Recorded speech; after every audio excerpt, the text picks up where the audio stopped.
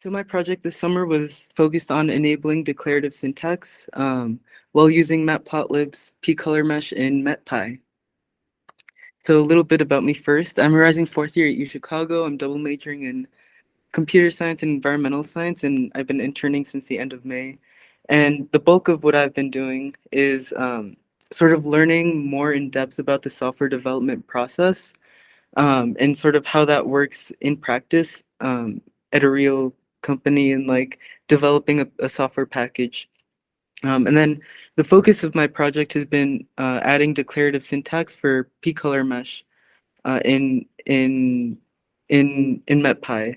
I've also been updating documentation and improving examples for users to work with in MetPy. So a bit about the software development process first. It all begins with planning.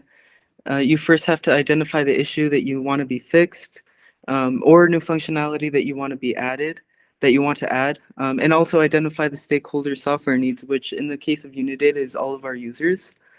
And then afterwards, you draw from those plans to come up with a design to compile a design resolving all of those issues that you initially designed, that you initially identified while planning. And that picture is actually what me and Drew sort of drew up, um, looking through what we wanted to add with plot raster and what functions we needed to add where and what we were inheriting um, and sort of all of that. Um, and once you have a design in mind, then you could start implementing it.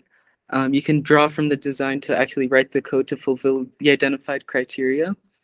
But more often than not, your initial implementation is not perfect. So you have to go through rounds of testing to create sufficient tests to ensure that all new or edited code is verified to be working properly. And on the right is just a snapshot of some of the test files that MetPy has to ensure that it works properly.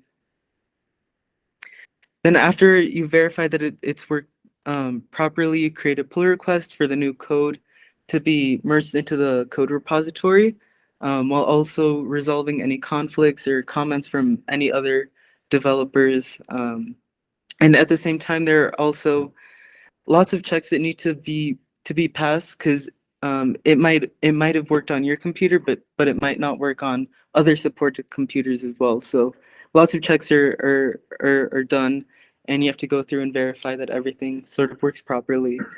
Um, and so the importance of declarative syntax is mostly that it really simplifies the plotting process in that you don't need to call the matplotlib functions directly.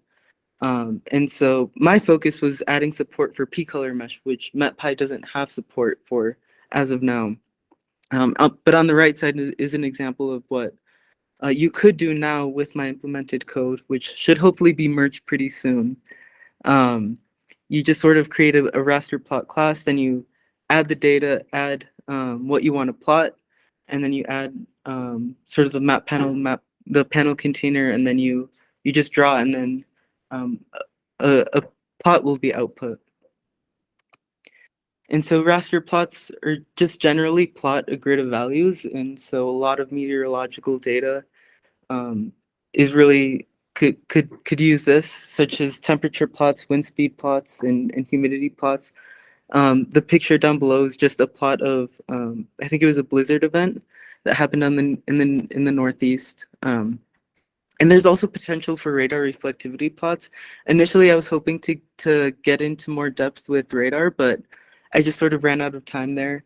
Right now, you can plot that in MetPy. That's sort of the code on the right side, but it's really involved and there's a lot going on. You have to open the file, you have to pull out the data itself, and then at the bottom here, you have to call all of the matplotlib functions itself instead of going back to this declarative interface, which is a lot more simple and ideal. I finally also did several documentation improvements. Um, Before me, there were new functions that were added, but um, the documentation wasn't updated to reflect those updates. Specifically, one of which was azimuth range to lat long. We were still in the examples that we posted to our users. We were still doing the manual math, even though we created a function uh, that did the math for us. And then I also cleaned up. I also cleaned up a little bit of of the documentation itself, just making it clear for users, because these are examples that users are going to draw inspiration from. So you want to have best practices on all of the examples. For example, having the unit specified, and instead of having f.lon specifying that that's supposed to be the center longitude, and having that in the examples. And so just ultimately making it clear for users what the functions are supposed to do. And that's the bulk of what I've done at the internship. And I just want to thank Unidata, UCAR, and CAR, and UCP for having me. Thank you to Drew and Ryan for all of their guidance and mentorship this summer. We had so many meetings planning out and fixing bugs and stuff, even yesterday. And then thanks to Rowan, Hassan, and all of the other interns for having a great summer together. Adding the new functionality, did you have to add any new tests to MapPy to find some weird edge cases or whatnot? So Yeah, there were a couple of tests that we had to add. Actually, yesterday we were just talking about this. We were having some trouble with the tests that were outputting like different images, different color maps, and so we had to go in and figure out what was going on. So it's a pretty involved process where you have to sort of print like what what like the color maps of the images are, and sort of figure out any differences or whether it's like expected, what's happening or not. So I did have to add a couple tests and sort of figure out what was wrong with them. The declarative solution looks similar, but do you lose something in the process? Some granularity that you may hope to have.